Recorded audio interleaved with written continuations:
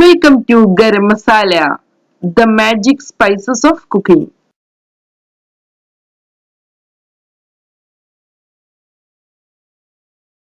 Malabar special ഉന്നക്കായ.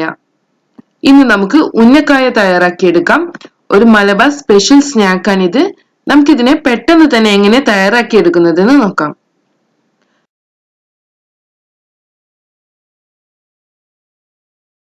ഇതിനുവേണ്ടി ആദ്യം നമുക്ക് ഫില്ലിംഗ് ആണ് തയ്യാറാക്കേണ്ടത്.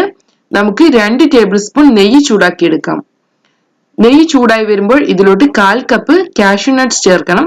നമുക്കിതിനെ ഒന്ന് ഫ്രൈ ചെയ്യാം. കാഷ്യൂ നട്ട്സ് ഫ്രൈ ആയി വരുമ്പോൾ റൈസൻസ് കൂടെ ചേർക്കാം. 1/4 കപ്പ് റൈസൻസ് ചേർക്കാം. ഈ റൈസൻസ് ഓപ്ഷനിലാണ്. റൈസൻസിന്റെ ടേസ്റ്റ് പറ്റാത്തവർക്ക് ഇത് ഒഴിവാക്കാം. ഇനി 1 കപ്പ് തേങ്ങ കൂടെ ചേർക്കാം. നമുക്കിതിനെ നന്നായി ഫ്രൈ ചെയ്തെടുക്കണം. ഇത് ഗോൾഡൻ ബ്രൗൺ നിറമാകണം. അതുവരെ ഫ്രൈ ചെയ്യാം. നന്നായി ഫ്രൈ ആയി വരുമ്പോൾ ഇതിലോട്ട് 1/4 ടീസ്പൂൺ ഏലക്കാപ്പൊടി, 3-4 ടേബിൾ സ്പൂൺ പഞ്ചസാര ഇവ ചേർക്കണം. 1 മിനിറ്റ് നന്നായി മിക്സ് ചെയ്തതിനു ശേഷം നമുക്ക് ഫ്ലെയിം ഓഫ് ചെയ്യാം.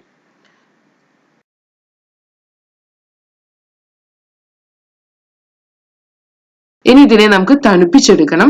ആവശ്യമെങ്കിൽ 1 പിഞ്ച് ഉപ്പ് കൂടെ ചേർത്ത് കൊടുക്കാവുന്നതാണ്.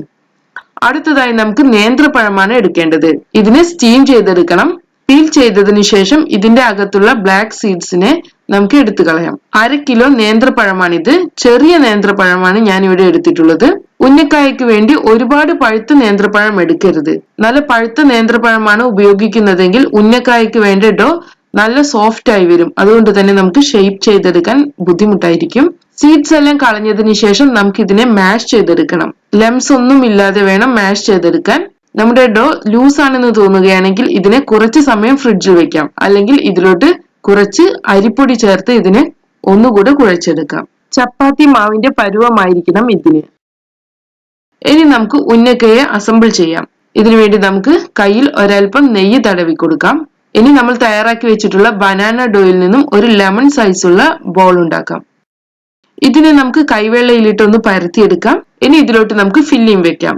നമ്മുടെ ബോളിന്റെ സൈസിനനുസരിച്ച് വേണം ഫില്ലിംഗ് വെക്കാൻ.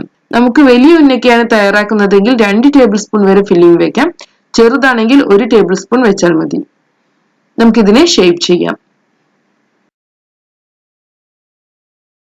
നമ്മുടെ ഒരു ഉന്നക്ക തയ്യാറായിട്ടുണ്ട്. ഇതുപോലെ അടുത്തത് കൂടെ തയ്യാറാക്കിയെടുക്കാം. നമുക്ക് ഉന്നക്ക മിക്സ് എടുക്കാം. ഇനി ഇതിനെ പരത്തിയെടുക്കണം. ഇതിൽ ഫില്ലിംഗ് വെക്കാം. ഇതിനെ ഷേപ്പ് ചെയ്ത് കൊടുക്കാം.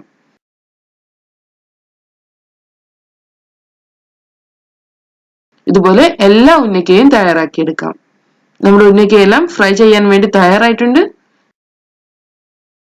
ഇനി നമുക്ക് എണ്ണ ചൂടാക്കിയെടുക്കാം. സൺഫ്ലവർ ഓയിലോ കോക്കനട്ട് ഓയിലോ ഉപയോഗിക്കാം. നമ്മുടെ എണ്ണ ചൂടായി വന്നിട്ടുണ്ട്. ചൂടായ എണ്ണയിലോട്ട് നമുക്ക് ഓരോ ഉന്നക്കയായി മാറ്റാം. ഇതിനെ നമുക്ക് മീഡിയം ഫ്ലെയിമിൽ വെച്ച് ഫ്രൈ ചെയ്തെടുക്കാം. ഇടയ്ക്കിടയ്ക്ക് ഇതിനെ തിരിച്ചിട്ട് കൊടുക്കണം. എങ്കിൽ മാത്രമേ എല്ലാ സൈഡും ഒരുപോലെ ഫ്രൈ ആയി വരികയുള്ളൂ.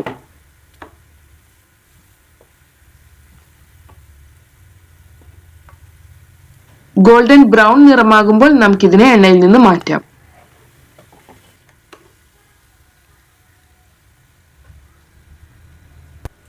ഇതിനെ നമുക്കൊരു കിച്ചൺ ടിഷ്യൂവിലോട്ട് മാറ്റണം. ഇതുപോലെ ബാക്കിയുള്ള ഉന്നക്കായ കൂടെ ഫ്രൈ ചെയ്യാം.